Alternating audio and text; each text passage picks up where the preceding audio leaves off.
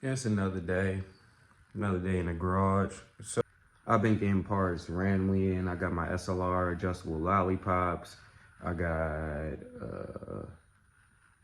these new Feal coilovers I'm about to show you, roof wing, a whole bunch of little stuff that I've been doing. Got my door panels done, but just going through the last phases of finishing this car off. Now, I know I was supposed to do the whole unboxing on this, but I did want to make sure I at least got the right stuff. But I did Feal coilovers. They are custom valved to my car, and they do have the drift valve in with them, because reality is 9 times out of 10, if I'm going to do something stupid in this car, I'm probably going to do something stupid in this car, and it involves something drifting. Now, a lot of E36 guys don't believe in a true coilover, and all I can say about that situation is, yes, the rear shock towers are weak, but here's my viewpoint on the rear shock towers being weak. If you own one of these cars, a 30-year-old car basically, and you haven't reinforced the subframe, you haven't done the diff bushings, and that's why I'm about to do the subframe and reinforce the subframe.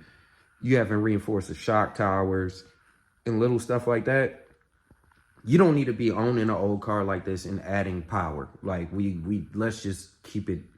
At the end of the day, this is now no longer my daily, it's a toy. So it's going to stay a toy, and I already have the reinforcements in the shock towers now, and the rear strut bar and the front strut bar. And I'm going to add another shock tower reinforcement in between, probably on top of the strut bar in the back, just to have an extra reinforcement, because I already have one on the underside of it. So I'm going to do one on the top side, on top of the strut bar. And if that ain't enough with the new bushings and stuff like that, like I even have new rear trailing arm bushings. Like I'm about to do a lot of stuff on the suspension wise on this car, but if that stuff not reinforced, I don't care what you put on here, it's going to be messed up. Okay, like let's keep it real. So the packaging in this is amazing. I only moved this a little bit, but this piece was at the end, and it's a real thick piece of cardboard. This couldn't move. Then you got this little cushion as well that they put in there. So they package these very well. Shout out to Feal. At the end of the day, they did take longer than I wanted to get here, but that's part of the game when you're asking for custom stuff on a car that is almost 30 years old. That's just part of the game.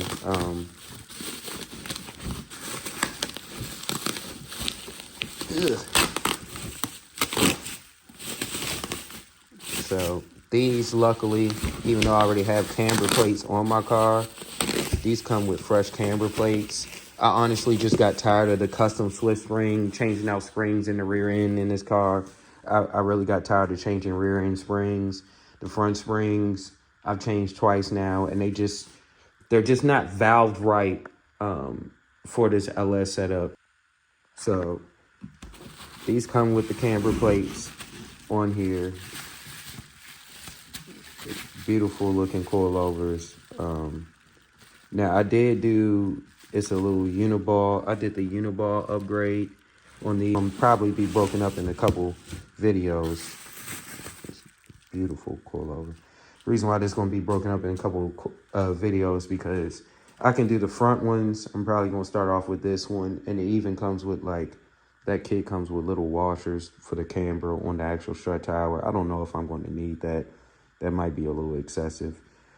Extremely easy. It is literally these 3 bolts up here and then 2 bolts on the bottom, and it comes out. There's a great chance that it won't actually be easy, because one of your bolts might be a little rusty or something like that. Like I might just pre-soak them today, and I might not even get a chance to get them off if they start fighting me. But this is a very easy job, to the point I'm going to spend more time adjusting height and making sure the height is even on both sides. than I am going to be when it comes to actually putting it in there. There's one bolt right there, and then there's another on the other side of the coilover. Now, I always put the jack right under the control arm, so when I drop the coilover out, it's easier to deal with. There's another bolt right up here too, so you take those 3 bolts off, and then you're good to go.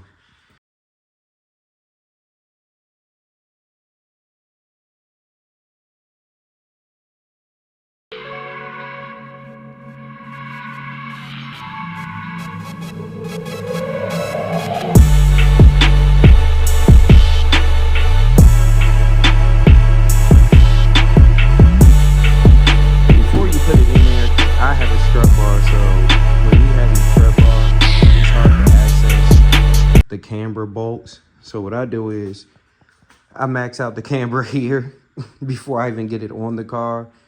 And then, well, I'll get close to max because I don't need like 5, 6, 7 degrees. So I'm gonna go pretty close to max and then line them up by the marks on this one and that one before I put it in there. And it just makes it easier once you bolt everything up. It makes less adjustments. So I'm about to do that little adjustment real quick and then throw that one in there. But that's literally how easy it is to pull out. Like, it's not that hard, y'all. It's those 2 bolts, one in the front, these 3 bolts, drops out. Of course, you have your brake line, the ABS sensor, all that little stuff that you can tuck back there. But that's all it is. It's really easy to do. So let me adjust this camber and then put it back in there.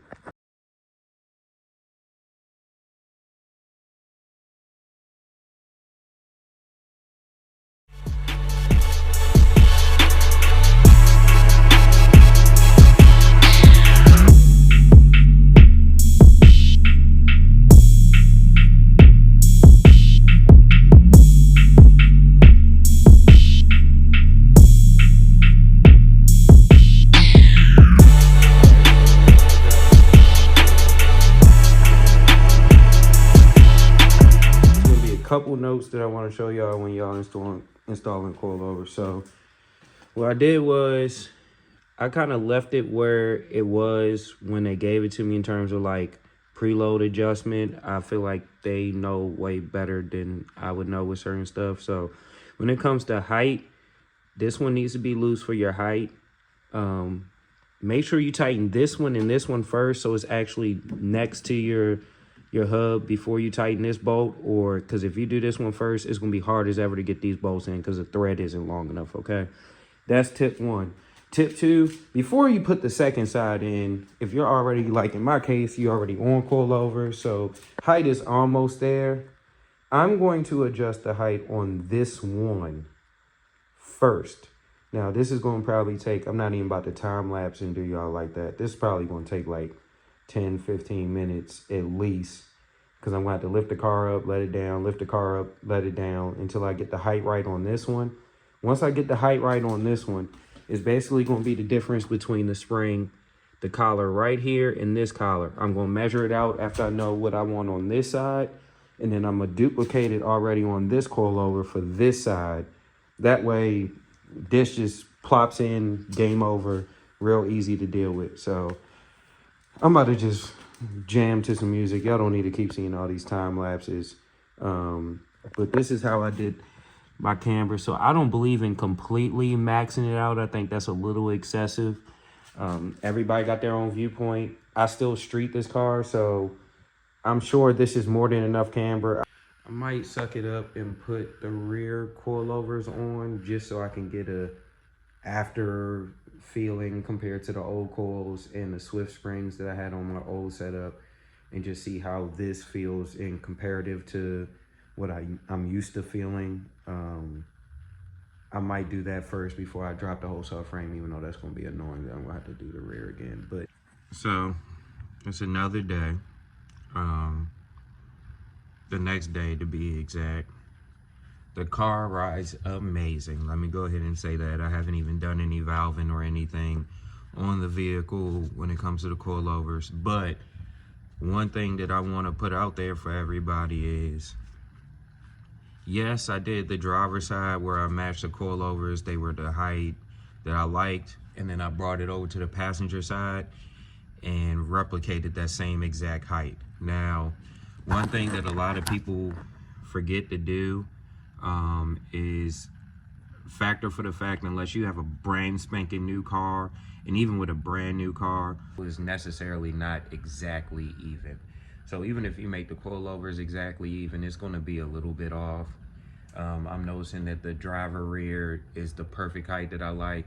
Passenger rear is a little too low. And then the front, driver side front, is way too, is too tall. Whereas the passenger front is perfect. So I'm gonna start in the rear. It's always best to start in the rear to make sure the rear is the way you want, and then move to the front, because the rear will dictate the front. Now, one more note, preload. My preload on all the coilovers, the rears are the same, the fronts are the same. I'm just gonna change the height because I already like the way it rides. There's an adjustment at the bottom down here to adjust the stiffness. I'll play with that once I know that the car is completely even. On the front, this little piece is at the top, at the coilover top hats. But in the rear, it's down here. But I'm gonna go ahead and get this thing a little bit better even. I'm just gonna